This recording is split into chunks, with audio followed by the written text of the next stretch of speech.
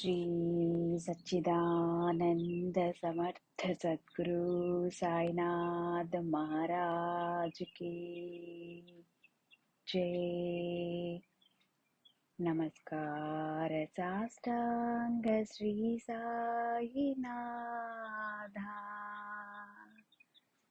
ओम साईराम।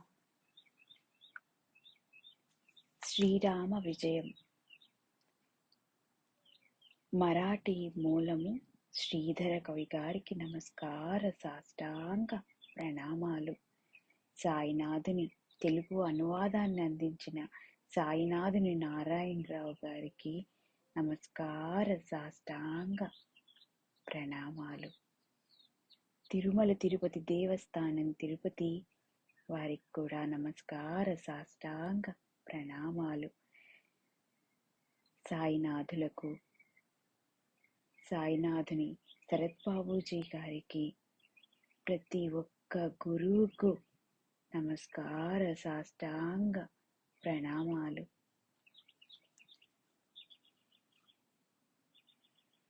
శ్రీ గణేశాయ నమః. 6వ అధ్యాయము. నిన్న గాది కథ గురించి తెలుసుకుంటున్నాం. గాది అగ్నిలో బయటికి దూకినాక అప్పుడు నిజస్థితికి వచ్చాడు. గంగా నది నుంచి వెలుపలికి వచ్చి కాలిపోయిన తన ఎడమ భాగాన్ని గమనించాడు. నేను బ్రాహ్మణుడను, గాదిని. పాప పరిహారార్థం గంగా స్నానం చేస్తుండగా ఇంత దుఃఖం కలిగింది. యముడు నన్ను చాలా కష్టపెట్టాడు. చండాల యోనిలో పడవేసి 6 సంవత్సరాలు రాజ్యం చేయించాడు. లోకాన్నంతా భ్రష్టమనొచ్చాను. లెక్కలేనంత మందిని మృత్యువు పాలు చేశాను. జరిగింది స్వప్నమని, అసత్యమని ఎలా తలచేది అంటూ గొల్లున ఏడవసాగాడు.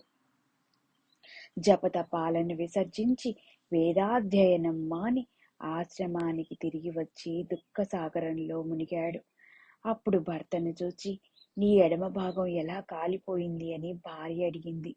నాకు ఆ విషయం జ్ఞాపకం చేయవద్దు అని గాది విలపించసాగాడు. ఒకనాడు తీర్థాటన చేస్తూ గురువు బంధువు అకస్మాత్తుగా గాదిని కలిశాడు. గాది వాని యోగక్షేమాలు విచారించి ఎందుకు కృషించిపోయావని అడిగాడు. దానికి ఆ గురుబంధువు ఇలా బదులిచ్చాడు. నేను దారుణమైన పాపం చేశాను. కేరళ దేశంలోని ఒక నగరంలో శిథిలమైన మానవ దేహ అవశేషాలు తప్ప ఇంకేమీ లేవు. అక్కడ ఒంటరిలో నేను భుజించాను. వాళ్లను విచారించి జరిగింది తెలుసుకున్నాను.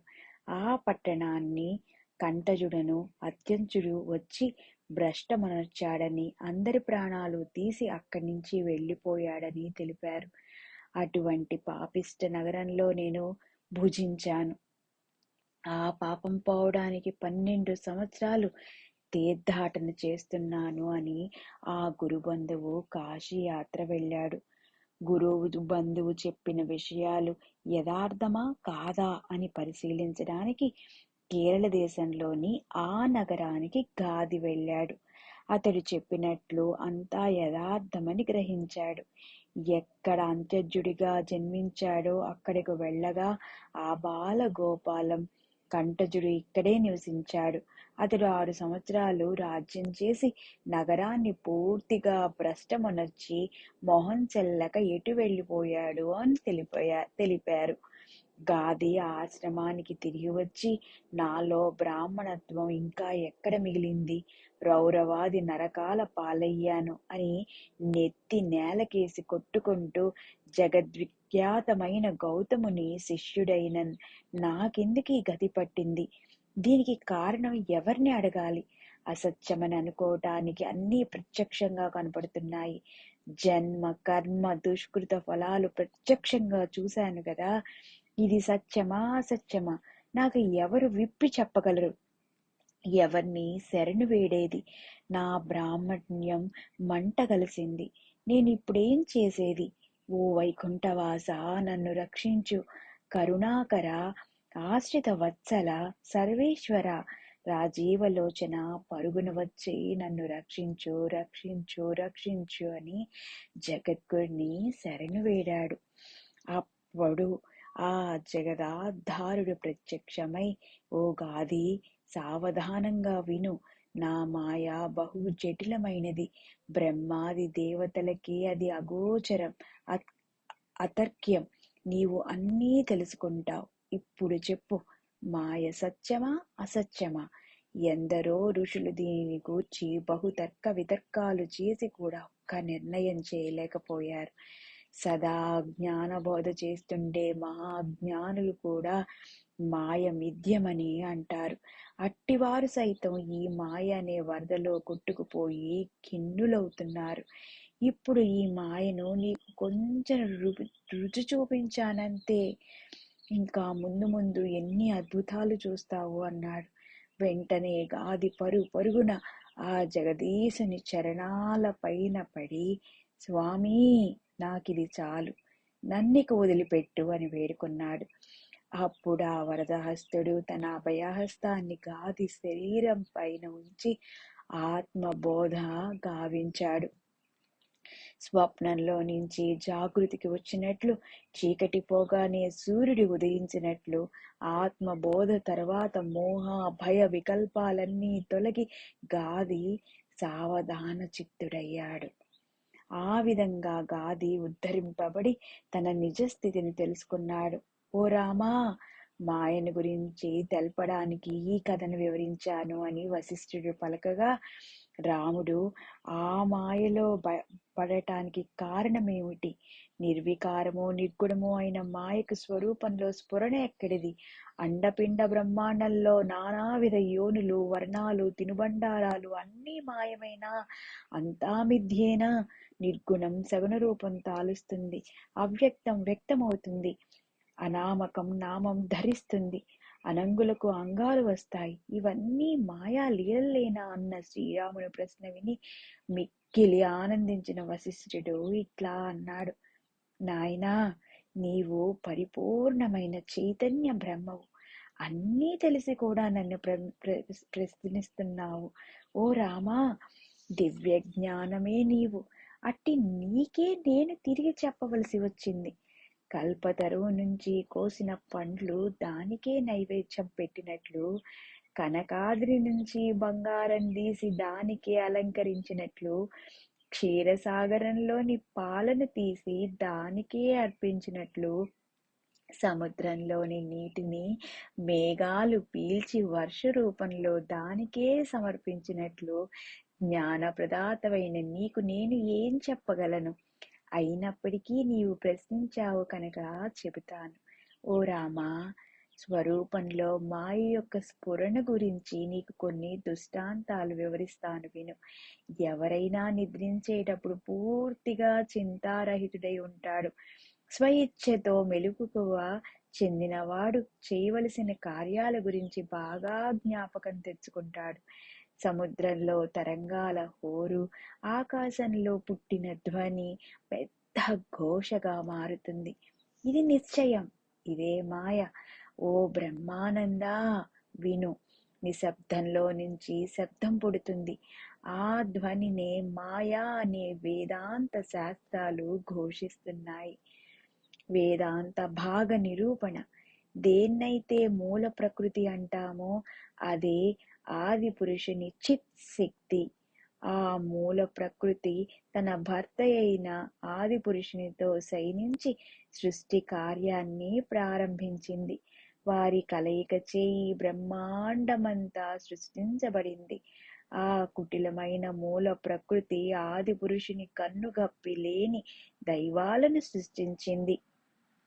త్రిమూర్తులను నియమించింది. అందరినీ తన మాయలో పడవేచి తన స్వరూపాన్ని చూడటానికి కూడా వీలు లేకుండా చేసింది. బ్రహ్మసుఖమనే సముద్రంలో ఈ జీవరాశులన్నీ మునిగిపోయాయి. దానిలో మాధుర్యాన్ని అనుభవించడానికి ఎవ్వరికీ అవకాశం చిక్కలేదు. చైతన్యాన్ని బహిర్గతం కానీయక రూపం లేని వాటిని రూపాన్నిచ్చి, పేరు లేని వాటికి పేరును ఆపాదించింది.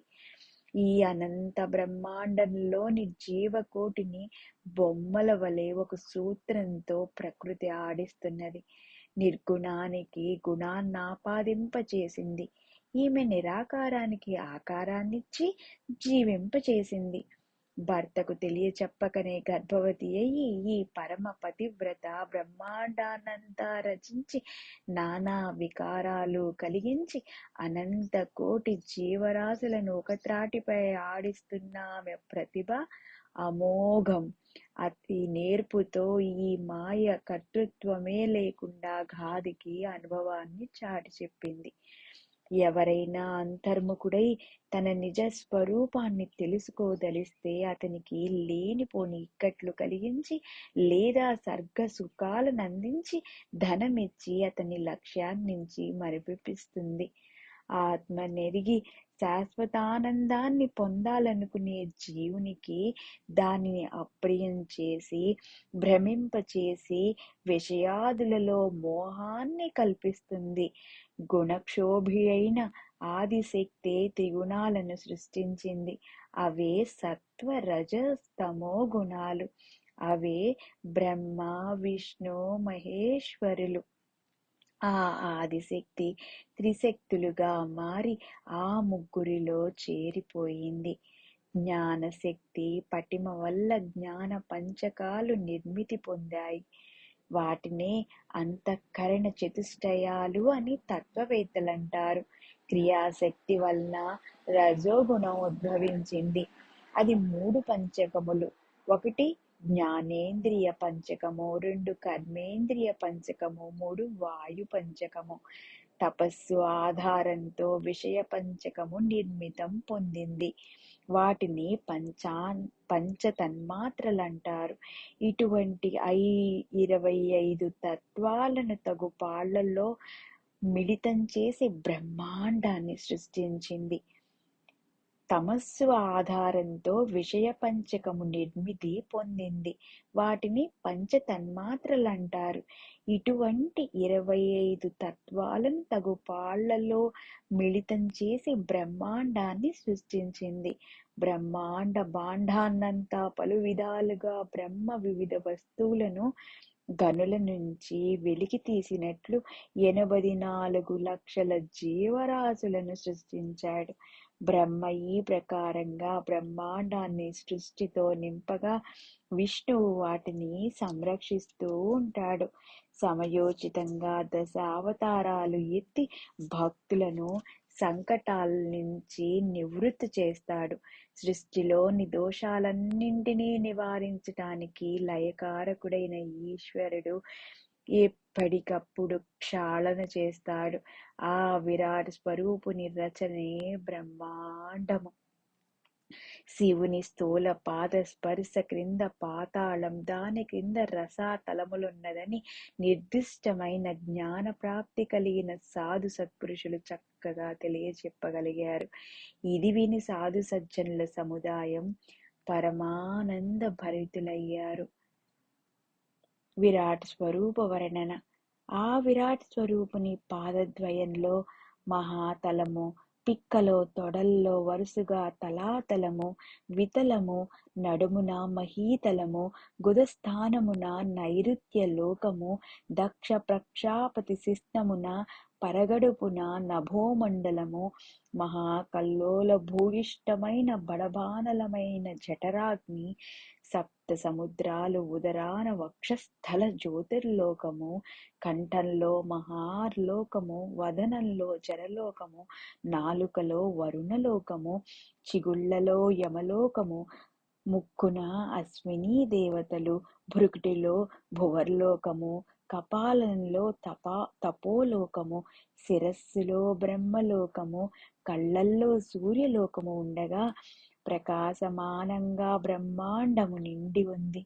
కళ్ళు తెరిస్తే వెలుగు, కళ్ళు మూస్తే చీకటి. అన్ని పనులు చేయి 2 చేతుల యందు అమర్లోకము నిండి ఉంది. మనస్సు చంద్రుడుగా, సకల వృక్ష జాతులు రోమాలుగా, చర్మము ప్రభంజనముగా, పంకమట్టియే మాంసముగా, నాడీ చక్రము గంగగా, పృష్ఠభాగమంతా అధర్మముగా సద్బుద్ధి కలిగిన శిరోభాగము బంగారు కొండగా ఎముకలు పాషాణముగా తెలుసుకో. ఎర్రని రక్తము నురుగుగా మంచు మూత్రము నీరు రక్తము పాషాణ గర్భమే మచ్చ. వర్షం శివుని రేతస్సు, కరువు ఆకలి అని తెలుసుకో. జలం ఇంకిపోవటమే దాహంగా, శీతాకాలం అలసత్వంగా, వర్షకాలం నిద్ర, ఎండాకాలం మైథునంగా ఉంటాయి. ఆ ఉష్ణానికి వానలు కురుస్తాయి. ఝుంఝుం మారుతంగా వీయడం గాలి నైజం. ఆ సుడిగాలులు దిశ దశలకు వ్యాపించి వాటి ధర్మాన్ని నెరవేరుస్తాయి. వాయువు స్తంభిస్తే సర్వం ముకిలిస్తుంది. వాయు నిరోధం వల్ల ఉక్కపోస్తుంది. జడివాన కామపూర్ణం, క్రోధ శోకాలే మహానర్థాలు. మోహం సృష్టిని పాలించడం, భయం మృత్యువని తెలుసుకో.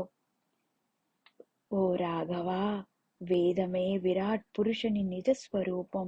పీతాంబరం అంతఃకరణానికి, చంద్రుడు మనస్సుకు, బ్రహ్మ బుద్ధికి, చిత్తం నారాయణునికి ప్రతీకలని తెలుసుకో.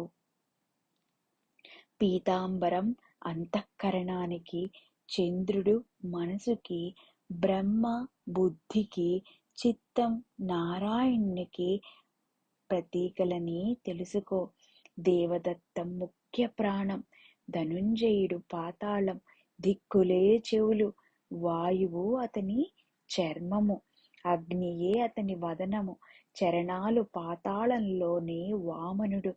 ఈ విధంగా విరాట్ పురుషుడు సంపూర్ణంగా సప్తవర్ణాలలో నిండి ఉంటాడు. భూగోళము దశగుణములతో ప్రబలి ఉంది. పైకి కనపడేదంతా పృథ్వీతత్వము. దానికి 10 సముద్ర జలము ఆవరించి ఉంది. ఉదకం కంటే 10 మహానలం ప్రజ్వరిల్లుతోంది. దానికి 10 అనిలం నిండి ఉంది. అనిలం అంటే వాయువు. వాయువుకు 10 ఆకాశం. ఆకాశానికి 10 దట్టంగా అహంకారం పరివేశించి ఉన్నాయి. అహంకారానికి 10 మహతత్వం నిండి ఉంది. తుదకు దానికి 10 మాయ అవతరించుకుని ఉంది. ఆ మాయకి కూడా ఆవల ఏముంది? స్వరూప నిర్వాణమే. అది ఇంత అంత అని, చిన్న పెద్ద అని వర్ణించ వీలు లేనిది. ఆ మాయ లీల వర్ణించనలవి కానిది. చివరిగా దాని శక్తిని మరోసారి వివరిస్తాను. దానినే వేదాంత శాస్త్రాలన్నీ పంచ ప్రళయాలున్నాయి. ఈ జీవునికి ప్రతినిత్యం ప్రళయం సంభవిస్తుంది. అదే నిద్ర. అన్ని తత్వాలు సమంగా కూడిన స్థూలలింగ దేహాలు నిద్ర అనే సముద్రంలో మునిగిపోతాయి. ఇదే నిత్య ప్రళయం. మహాప్రళయం అనేది మరణం. మరణం వల్ల ఈ స్థూల దేహం నశిస్తుంది. ఇది అందరూ చూచేదే. బ్రహ్మాండ ప్రళయం కూడా తప్పదు. 4 యుగాలు 1000 మార్లు ఆవృతం అయిన తరువాత ప్రళయం వస్తుంది. అప్పుడు బ్రహ్మ నిద్రావస్థ యందుంటాడు. అప్పుడు సృష్టి క్రమం ఆగిపోతుంది. సృష్టి నశించిన తర్వాత ఒక క్షణంలో సర్వం జలమయమవుతుంది. బ్రహ్మాండమునందలి 32 లక్షల గ్రామాలు నీటిలో మునిగిపోతాయి.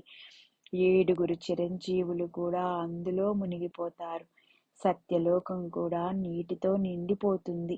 అప్పుడు ఆ పరాత్పరుడు వటప్రతసాయి అవుతాడు. బ్రహ్మ ఆయన నాభి కమలాన నిద్రిస్తూ ఉంటాడు. నీరంతా తగ్గి యథాస్థితికి వచ్చిన తర్వాత బ్రహ్మ మేల్కొని తిరిగి సృష్టి చేయనారంభిస్తాడు.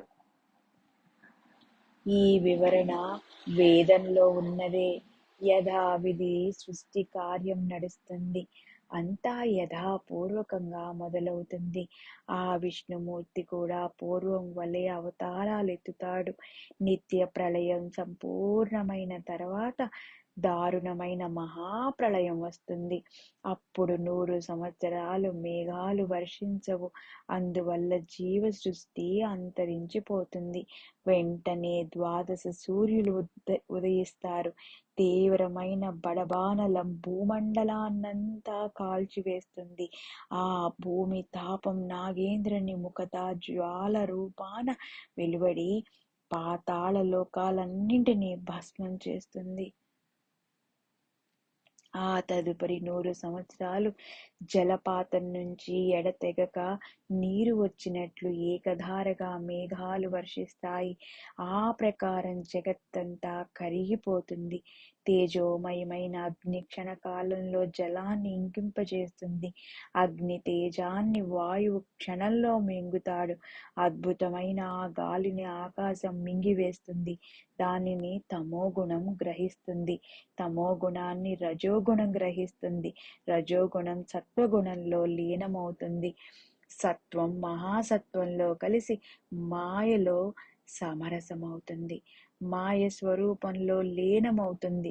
స్వరూపానికి స్వరూపమే సమాధానం. పరిపూర్ణమైన ఆ బ్రహ్మానంద తత్వాన్ని వేద శాస్త్రాలు కూడా వర్ణించలేవు. నిర్గుణ నిర్వికార నిరుపమ పూర్ణ శాంతి యోగక్షేమాలతో పరిపూర్ణంగా నింపి ఆశ్చర్యకరంగా తిరిగి సృష్టి క్రమాన్ని రుచిస్తుంది. ఓ రాఘవ, నీవు పరిపూర్ణమైన నటనా కౌశల్యాన్ని ప్రదర్శిస్తున్నావు. సచ్చిదానందమే సత్యం. దానిని వర్ణించడానికి మాటలు చాలవు. ఓ శ్రీరామ, సర్వాలంకారాల్ని విసర్జించి నిర్వికారుడవైనావు. అండపిండ బ్రహ్మాండమంతా నీలో ఇముడ్చుకున్నావు. ఇక ఎక్కడి వైకుంఠం, ఎక్కడి కైలాసం? మాయా విలాసాలన్నీ నీలోనే ఉన్నాయి. శేషసాయివని, జగన్నివాసుడువనే భ్రమ కూడా తొలగిపోయింది. ప్రతి సృష్టిలో కల్పాంతాన నీవే ఆ వటపత్ర సాయివని, సర్వేశ్వరుడువని ఆ వేదాలు ఘోషిస్తున్నాయి. బ్రహ్మ విష్ణు మహేశ్వరులు కూడా నీలో భాగాలే. నీ నిర్వికార స్వరూపమే చివరకు మిగిలేది. అందువలన ఓ రాఘవ, నీవు నిర్వికల్పుడవు, అభేద్యుడవు, నిరాకారుడవు, పరిపూర్ణమైన ఆత్మారాముడవు. అలా తన స్వరూపాన్ని వశిష్ఠుడు పూర్తిగా నిర్ధారణ చేసిన పిదప శ్రీరామచంద్రుడు కన్నులు మూసుకుని బ్రహ్మానంద సాగరంలో లీనమయ్యాడు. వశిష్ఠుడు కూడా ఆ ఆనంద సాగరంలో ఓలలాడాడు. మాటలు మరచి గురు శిష్యులు ఏకరూపులయ్యారు. గురు శిష్య బంధం దైవ భక్త సంబంధమైంది. శ్రీరాముడు రాజసాన్ని వదిలి తన స్వరూపంలో విశ్రాంతి పొందాడు. వశిష్ఠ మహర్షి ఆత్మస్థితి రఘునాథుని ఆత్మస్థితిని ప్రతిబింబించింది. 18 దినాలు అలా శ్రీరాముడు సమాధి స్థితిలో ఉన్నాడు.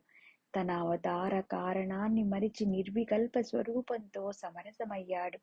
శరీరం అచేతనమైంది. హృదయం ప్రాణాన్ని ఆకర్షించింది. ఇదంతా చూచి దశరథుడు గొప్ప అనర్థం సంభవించిందని మిక్కిలి కలవరపడ్డాడు.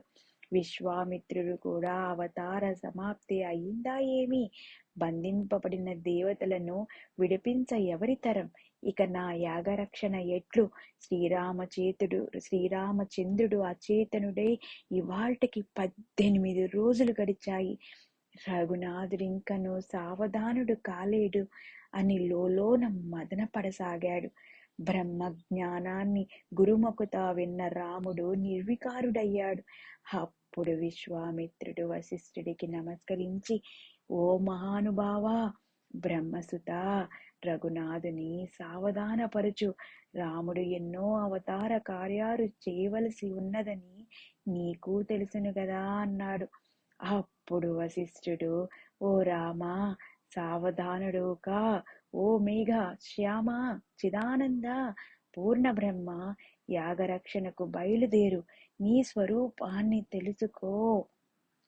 సుఖంగా ధర్మ మార్గంలో నడిసే సజ్జనులను రక్షించు. దుష్టక్షయం గావించు. వెంట్రుకలు గోళ్ళు వద్దన్నా పెరుగుతాయి. వాటిని ఛేదించిన తర్వాత ఎలా సుఖం కలుగుతుందో అలా దుష్టులైన ఈ రాక్షసులను వధించు. సమాధి తుర్య ఉన్మని స్థితులను దాటి ఆనంద ఘనుడివై వర్ధిల్లు. తటస్థ స్థితిని వదిలి సమాధి నుంచి మేల్కొని భోగివి రాజయోగివి సర్వసంగుడవు నిస్సంగుడువైన నీవు బాహ్య స్మృతికి రా. భ్రమయందుండే వానికి జగత్తంతా భ్రమగానే భాసిస్తుంది. బ్రహ్మాండమంతా భ్రమగా కనిపిస్తుంది. చివరికి ఆ భ్రమయే మృత్యువవుతుంది. ఈశ్వరుని స్వరూపమే నిర్వాణము. ఈ భ్రమచే దీనుడినైన నాకు ఏమీ తెలియదు. నేనెవర్ని? ఈ జగత్తులోకి ఎవరికి ఎవరు? భ్రమలో మనం దేనిని తెలుసుకోలేం. భ్రమ చేతనే జనన మరణాలు కలుగుతుంటాయి. భ్రమ వలనే అధఃపతనమవుతుంది. ఆ భ్రమ నుంచి బయట పడగలిగితే మిగిలేది నేను. అదీగాక రెండవది లేదు. బ్రహ్మస్వరూపం నొందిన తరువాత త్రిభువనమంతా బ్రహ్మస్వరూపంగానే కనపడుతుంది. శత్రువులు మిత్రులు పెద్దవి చిన్నవి అంతా బ్రహ్మరూపంగానే కనపడతాయి. నీటితో నిండిన బిందెలు కుండలు బాణలు ఎన్నున్నా అన్నింటిలో సూర్యుడు సమానంగా ప్రతిబింబిస్తాడు. భేదం ఉండదు. కల్పాంతాన కూడా సూర్యునికి లింగ భేదాలు లేదు. బంగారం నిజమైనది. ఆ బంగారంతో చేసిన అలంకార ఆభరణాలు కల్పితాలు. అలలు మిథ్య, సాగరమే సత్యము. వస్త్రం మిథ్య, పోగులు సత్యం. అట్లే చరాచర సృష్టి అంతా బ్రహ్మ రూపము. ఇది నిజం. ఘటాలు వేర్వేరు కాని ఆకాశం ఒక్కటే. దారం ఒక్కటే కాని పూసలు మెండు. మాతృకలు ఎన్నో గాని ఓంకారము ఒక్కటే. అలాగా ఈ పరబ్రహ్మ ఒక్కడే. అదే నిత్యము, అదే సత్యము. హృదయంలో గ్రంథులన్నీ స్పందించిన వేళ సంశయ నివృత్తి పొందుతుంది. జ్ఞానపూర్ణమైన కర్మ చేతనే బ్రహ్మప్రాప్తి కలుగుతుంది. ముల్లోకాలన్నీ బ్రహ్మరూపమే. కర్మ జ్ఞానాలనే రెండు రెక్కలతో జీవుడనే పక్షి బ్రహ్మానందమనే ఆకాశాన ఎగురుతుంది. కర్మ జ్ఞానాలనే రెండు రెక్కలతో జీవుడనే పక్షి బ్రహ్మానందమనే ఆకాశాన ఎగురుతుంది. కర్మను బ్రహ్మను ఒక్కటి చేసి స్వానందమనే వనంలో విహరించాలి. ఓ శ్రీరామా, మనసులో కలిగే సుఖ దుఃఖాలను నివారిస్తే అదే పూర్ణ సమాధి. తటస్థతమే ఉపాధి. ఇది తెలుసుకో. ఈ అనుభవం కలిగితే అంతా ఏకమై తోస్తుంది. అంతరంగాన బ్రహ్మజ్ఞానంతో నిండి బాహ్యంలో భిన్నంగా కనపడుతూ అంతరంగాన బోధను పూర్ణంగా నింపి వెలుపల జడత్వాన్ని అభినయించాలి. అంతరంగంలో పూర్ణ త్యాగమయుడై బయట లౌకిక వ్యవహారం చేస్తూ ఉండాలి. అంతరంగంలో నిస్సంగుడై విషయములందు విరక్తి కలిగి నడవాలి. ఓ రామా, బయటకు లోబివలే ఉంటూ లోపల సమత్వం కలిగిన వాడే నిజమైన సాధకుడు. ఓ శ్రీరామా, బయటకు లోబివలే ఉంటూ లోన సమత్వం కలిగిన వాడే నిజమైన సాధకుడు. అట్టివాడు లోకంలో ఉండి కూడా లేనట్లే. బీజం నుంచి గొప్పగా కొండంత మర్రి చెట్టు ఎలా పైకి వస్తుందో అలా ఆత్మ నుంచి ఈ చరాచర సృష్టి ఎంత ఉత్పన్నమైందని గ్రహించి మెలగాలి. పోగులు వస్త్రం ఒక్కటే, మట్టి కూడా రెండూ ఒకటే. మట్టి కుండ రెండూ కూడా ఒకటే. ఆ రెండింటికి తేడా లేదు. అలాగే జగత్తు జగదీశ్వరుడు భిన్నం కావు. ఓ రాఘవ, ఈ జ్ఞానాన్ని తెలుసుకుని నిర్వికారుడివై సదా వర్ధిల్లు. ఓ రామా, అవిద్య ఒక మహాఘోర రాక్షసి. నిజమైన ఆత్మధనుడికి ఇది అంతరాయం. దానిని అఖండమైన గురుకృపతో ఛేదించాలి. ఓ రఘురామా, సంసారమనే సముద్రానికి తీరం కనపడదు. ఆత్మవిచారం చేసే సాధకుడు గురుకృప అనే నావలో నివృత్తి అనే తీరం చేసి సమరస భావంతో ఆత్మ ప్రకాశం పొందాలి. అభ్యాసం లేని విద్య ఎంత గొప్పదైనా ఎందుకు కొరగాదు. జ్ఞాన కళ అలాంటిది కాదు. ఎంతటి బలహీనులైనా అది తన స్పర్శ చేత తరింపచేస్తుంది. లోహానికి పరుసవేది తగిలితే బంగారంగా మారుతుంది. మళ్ళీ అది లోహంగా మారలేదు కదా. అలాగే ఆత్మజ్ఞానం పొందిన వారికి ఇక జనన మరణాలు ఎక్కడైనా ఉంటాయా? ఉండనే ఉండవు. జ్ఞానమార్జించే సాధకుడు గురువచనాన్ని నిర్దిష్టంగా పాటిస్తూ ఆ కార్యాలు చేయక సన్మార్గాన వర్తించాలి. ఓ రామా, గురువు అంటే ఎవరు? గురువు తత్వవేత్తయై పూర్ణానుభవం కలిగి ఉండాలి. శిష్యుడు విచక్షణ జ్ఞాన నిపుణుడై సద్బుద్ధి కలిగి ఉండాలి. ఆత్మబోధయనే వజ్రంతో జనన మరణ దుఃఖ పర్వతాలను పిండివేయాలి. ఆత్మబోధయనే వజ్రంతో జనన మరణ దుఃఖ పర్వతాలను పిండి చేసేయాలి. ఇవన్నీ మోక్షమనే చెట్టుకు బీజాల వంటివి. కర్మలనాచరిస్తూనే ఆంతర్యంలో అద్వైత జ్ఞానం కలిగి దుర్గతులను వదిలి ధర్మ మార్గాన పయనించాలి. ఎవరైతే నిర్మల మనస్కుడో వాడు పరమ పవిత్రుడు. సద్వివేకం కలవాడే పండితుడు. గురుభక్తి లేనివాడు విషం తాగిన వాడితో సమానము. వేలాది గ్రంథాల వల్ల ఏం ప్రయోజనం? పరోపకారమే పరమ ధర్మం. పరులను పీడించుటే అధర్మం. ఈ కారణం వల్ల నాయనా శ్రీరామ, సమాధి నుంచి లేచి ధనుర్బాణాలు గైకొని యాగరక్షణకు బయలుదేరు. వేలాది గ్రంథాల వల్ల ఏం ప్రయోజనం? పరోపకారమే పరమధర్మం. పరులను పీడించుటే అధర్మం. సద్గురు వచనాలు విని రాజీవ నయనుడైన శ్రీరాముడు చిరునవ్వుతో కన్నులు తెరిచి విన్నదంతా మననం చేసుకున్నాడు. మననం మనం కూడా ఇలాగే మననం చేసుకోవాలన్నమాట. సద్గురువుకు నమస్కరించి ముమ్మారు ప్రదక్షిణం గావించి అష్టభావాలు ముప్పరిగొనగా గద్గద కంఠుడయ్యాడు. అప్పుడు వశిష్ఠుడు, ఓ రామా, ఇక నీ లీలలు చూపించు అన్నాడు. గురువాజ్ఞను శిరసావహించి గురువుకు ప్రణమిల్లి కార్యసాధనకు ఆయత్తుడై లక్ష్మణ విశ్వామిత్ర సమేతుడై రఘునాథుడు దివ్యరథంలో సుముహూర్తాన సిద్ధాశ్రమానికి బయలుదేరాడు. దశరథుడు వశిష్ఠుడు గంగా తీరం వరకు సాగనంపారు. శ్రీరాముడికి మంచి శకునాలు ఎదురయ్యాయి. వశిష్ఠుడైన రాజైన దశరథునికి శకునాల బాగోగుల గురించి వివరించి రాముడు విజయలక్ష్మితో సుఖప్రదంగా అయోధ్యకు తిరిగి వస్తాడని పలికాడు.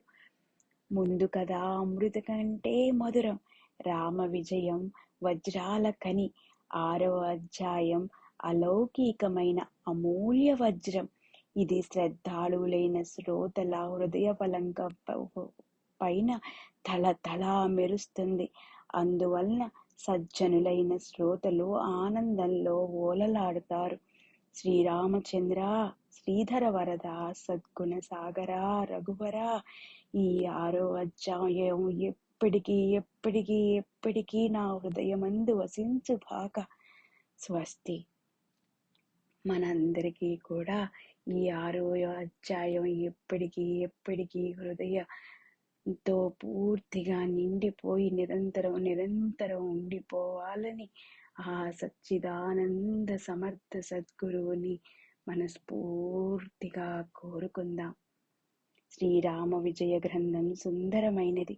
వాల్మీకి విరచిత శ్రీమద్ రామాయణ మహాకావ్యం ఆధారంగా రచించబడింది.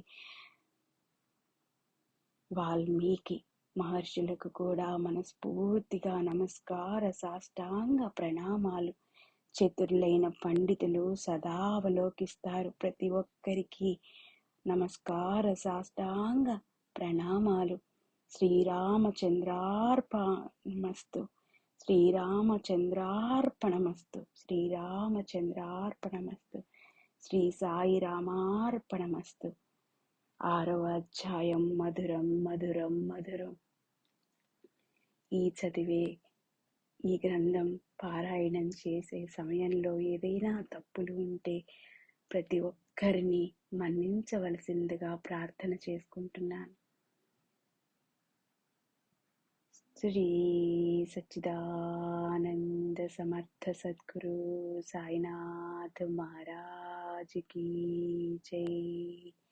నమస్కార సాష్టాంగ శ్రీ సాయినాథ. లోకా సమస్తా సుఖినో భవంతు. ఓం శాంతి శాంతి శాంతి.